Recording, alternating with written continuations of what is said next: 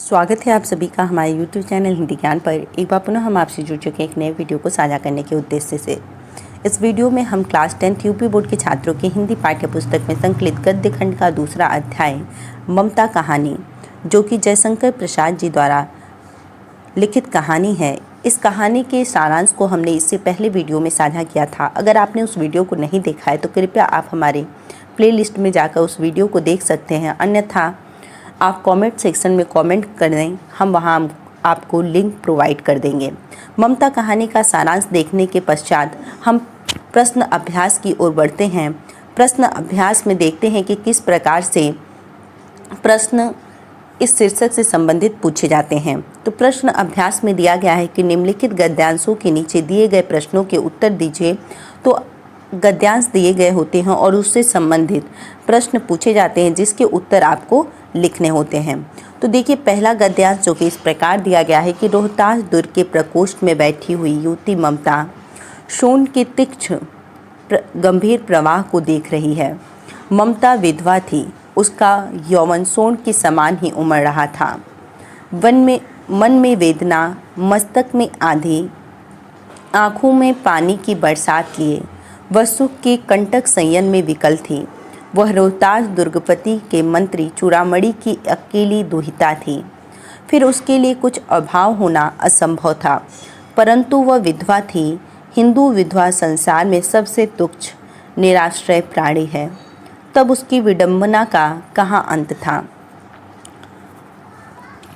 अब देखिए, प्रश्न इससे संबंधित क्या दिए गए हैं। इस उपर्युक्त जो गद्यांश है इससे संबंधित 3 प्रश्न दिए गए हैं। पहला गद्यांश का जो रिलेटेड प्रश्न है वो यह है कि उपर्युक्त गद्यांश का संदर्भ लिखिए।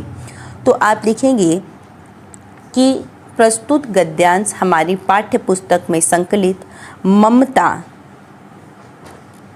पाठ से लिया गया है, जिसके लेखक जयशंकर प्रसाद हैं। यही इसका संदर्भ होगा। अब अगला प्रश्न दिया गया है कि गद्यांश के रेखांकित अंश की व्याख्या कीजिए। तो देखिए, रेखांकित अंश की व्याख्या कहाँ से करनी है आपको। ममता विधवा थी, उसका यौवन सोन के समान ही उमड़ रहा था।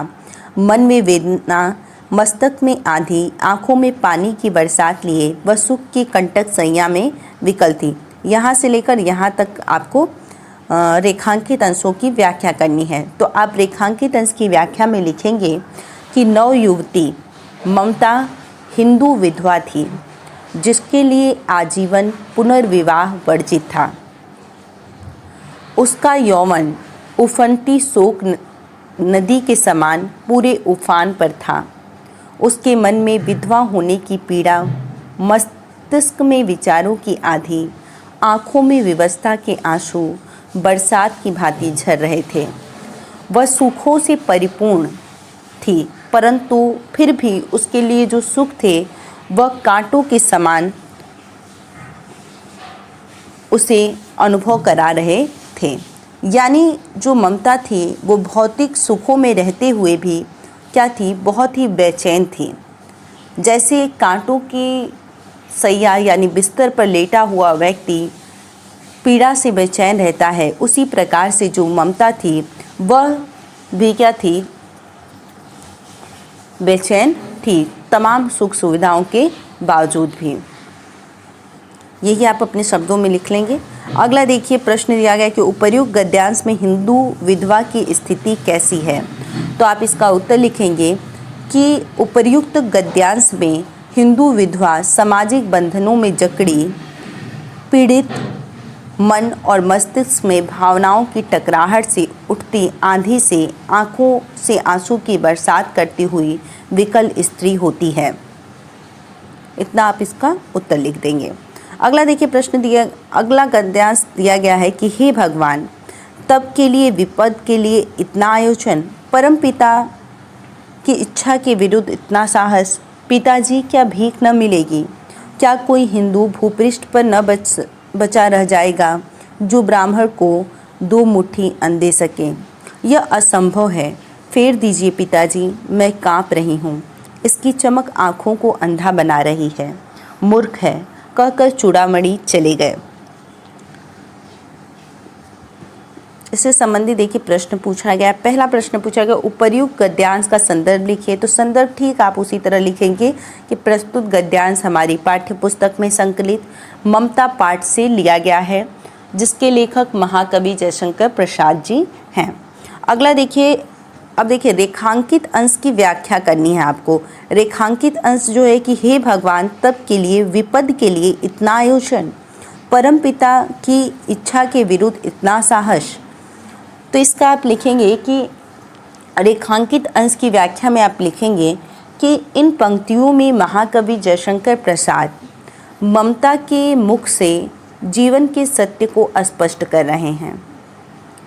ममता ने झिलमिलाते स्वर्णिम राशि को देखकर पिता से पूछने और उनके यह बताने पर यह सब उसी के लिए है, भौचक होकर कहती है कि हे परमेश्वर, भविष्य में विपत्ति आने पर उससे बचने के लिए इतना आयोजन करना क्या उचित है? यह तो परमपिता परमेश्वर की इच्छा के विरुद्ध साहस नहीं दुस्साहस है। ममता अपने पिता से कहती है कि विपत्ति काल में इससे अच्छा भीख मांगकर जीवन निर्वाह करना है। क्या भीख नहीं मिलेगी? क्या भविष्य में इस धरती पर कोई हिंदू बचा नहीं रह पाएगा जो ब्राह्मण को 2 मुट्ठी अनाज दे सके? ऐसा असंभव है। अतः इन स्वर्ण राशियों को वापस कर दें। जब देखिए सरल शब्दों में आप कह सकते हैं कि जब चूड़ामणि जो होते हैं वह झिलमिलाती हुई स्वर्णिम सिक्कों को लेकर आते हैं, तो ममता जो है वो भौचक्का हो जाती है और कहती है कि पिताजी, भविष्य में विपत्ति आने के लिए उससे बचने के लिए इतना आयोजन करना उचित नहीं है, क्योंकि जो हमारे ईश्वर होते हैं उनके अनुसार ही हमें दुख और सुख मिलता रहता है। तो परमपिता परमेश्वर की इच्छा के विरुद्ध पहले से ही धन इकट्ठा कर लेना यह उचित नहीं है। और वो आगे भी कहती है कि क्या पिताजी, विपत्ति के समय हम भीख मांगकर अपना जीवन निर्वाह कर लेंगे? क्या इस संसार में कोई ऐसा हिंदू न बचेगा जो ब्राह्मण को 2 मुट्ठी अनाज दे सके? तो यह असंभव है, क्योंकि हमेशा ऐसे हिंदू रहेंगे जो ब्राह्मण को हमेशा सहायता करेंगे। इसलिए आप क्या करिए, इन स्वर्ण राशियों को वापस कर दीजिए। अगला देखिए प्रश्न जो इस प्रकार है कि उपर्युक्त गद्यांश में किस कार्य को ईश्वर की इच्छा के विरुद्ध बताया गया है? तो आप इसका उत्तर लिखेंगे कि ईश्वर की इच्छा के विरुद्ध मनुष्य का आयोजन कभी सफल नहीं हो सकता। यदि विपत्ति आती है तो दुख भोगना ही ईश्वर ने निश्चित किया है। तो कोई आयोजन जो है उस समय काम नहीं करेगा, क्योंकि अपवित्र स्रोत कभी फलदायी नहीं होता है।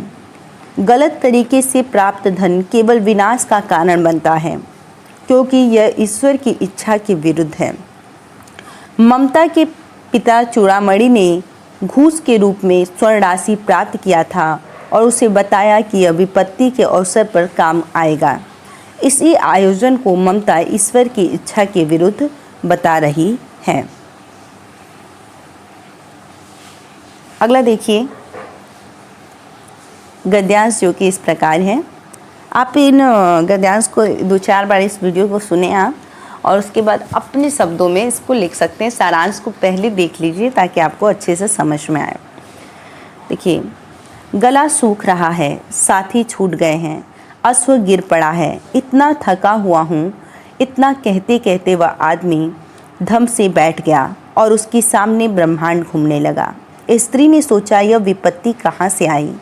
उसने जल दिया, मुगल के प्राणों की रक्षा हुई। वह सोचने लगी, सब विधर्मी दया के पात्र नहीं। मेरे पिता का वध करने वाले आत्मत्यायी घृणा से उसका मन विरक्त हो गया। स्वस्थ होकर मुगल ने कहा, माता तो फिर मैं चला जाऊं। स्त्री विचार कर रही थी, मैं ब्राह्मणी हूँ, मुझे तो अपने धर्म अतिथि देव की उपासना का पालन करना चाहिए, परंतु यहाँ नहीं।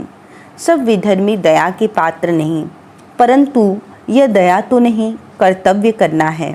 तब देखिए 3 प्रश्न इसमें भी दिए गए हैं। उपर्युक्त गद्यांश का संदर्भ लिखिए। आप संदर्भ लिख लेंगे कि प्रस्तुत गद्यांश हमारी पाठ्यपुस्तक में संकलित ममता कहानी से लिया गया है। इसके लेखक महाकवि जयशंकर प्रसाद जी हैं। अगला प्रश्न दिया गया है कि रेखांकित अंश की व्याख्या कीजिए। तो आप लिखेंगे रेखांकित अंश की व्याख्या हेडिंग डालकर कि इन पंक्तियों में ममता अपने मन के उद्गार को व्यक्त कर रही है।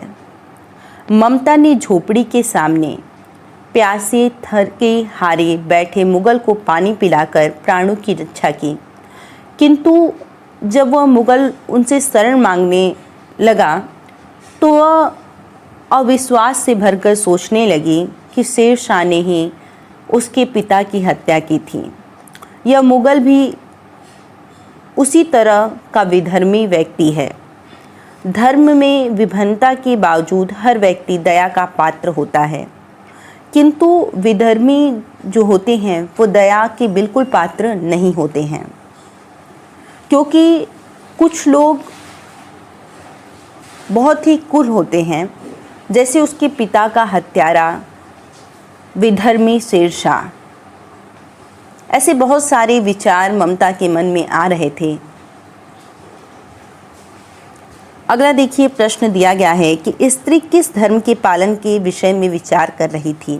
तो आप उत्तर लिखेंगे कि स्त्री ममता शरण मांगने वाले विधर्मी के प्रति अपने कर्तव्य पालन के विषय में सोच रही थी कि उसे क्या निर्णय लेना चाहिए, क्या उस मुगल शासक को शरण देना उचित है या नहीं। ऐसे ही अपने धर्म के बारे में विचार कर रही थी कि वो ब्राह्मण है और उसका कर्तव्य है कि अगर कोई भी अतिथि आता है तो उसे शरण देना, क्योंकि वह देव के समान होता है। परंतु फिर वह सोचती है कि कोई मुगल ही था, यानी शेर शाह, जिसने उसके पिता की हत्या की थी, तो क्या जो ये शरणागत आया है क्या इसको शरण देना उचित है या नहीं। ऐसे ही चीज़ों के बारे में वो विचार कर रही थी।